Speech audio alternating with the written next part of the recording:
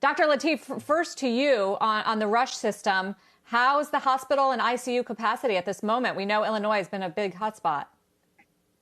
Right now, we seem to be doing okay. I think with each day, we have slightly increasing numbers, and we know that this can increase dramatically and very fast. So for today, we feel good. We have capacity. We have the ability to surge. We have the ability to increase beds as our community dictates.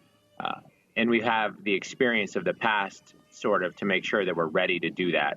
So we feel ready, and we have a great sort of sense of camaraderie with the other hospitals in Chicago and sharing across the system. So we could handle more patients.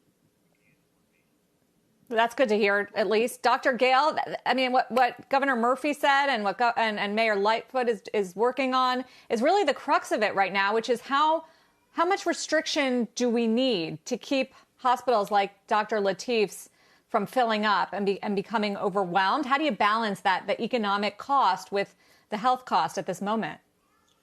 Well, as we saw in the first wave of this, we really have to think about the public health aspects of this if we want to think about the economic aspects. We are not going to be able to control the economic crisis if we don't control the public health crisis. So I think the measures that are being put into place, we know they work.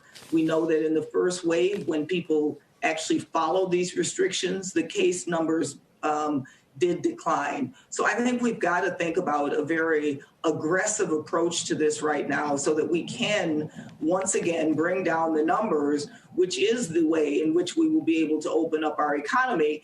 And I think, as we know, we're starting to have good news on the horizon in terms of potentially a vaccine before too long and other increasing testing, et cetera. So we have even more tools potentially in the future. But right now, at the present, as cases are continuing to go up, we've got to use everything that we know works in terms of public health measures, wearing masks, frequent hand washing, social distancing, and really limiting to the very necessity going outside of one's home and continuing the potential for increased spread. So, we know what to do. We just have to do it. Dr. Latif, you mentioned you have greater experience now in treating this disease versus the prior wave that we had earlier this year. What does that mean in a practical sense as you're seeing patients, the length of the stay? Do you have the availability of all of the therapeutics that you can intervene with? And how is that different this time versus last? I think it's a really important point. The reality is that the length of stay that we've seen across the country seems to be going down, but we also don't have a tremendous amount of evidence. This is a new disease. It was new to the world in November last year. And as we continuously learn and share that data and share that information, we've managed to get better at how we treat people. So, for example, we have steroids now that we have always had, but we're using them in a very prescribed, protocolized way.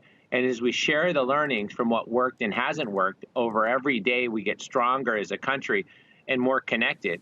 We can get better at these protocols. So we know with the steroids, we know with the antivirals, we know with the monoclonal antibodies, there's so much excitement in the therapeutics that have come out that we are starting to see a change in how long people stay in the hospital.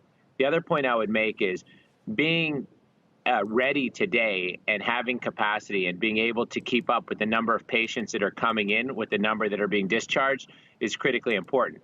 But it can change so rapidly and so dramatically, and we experienced that in the spring where we felt we were ready as a community, as a healthcare system.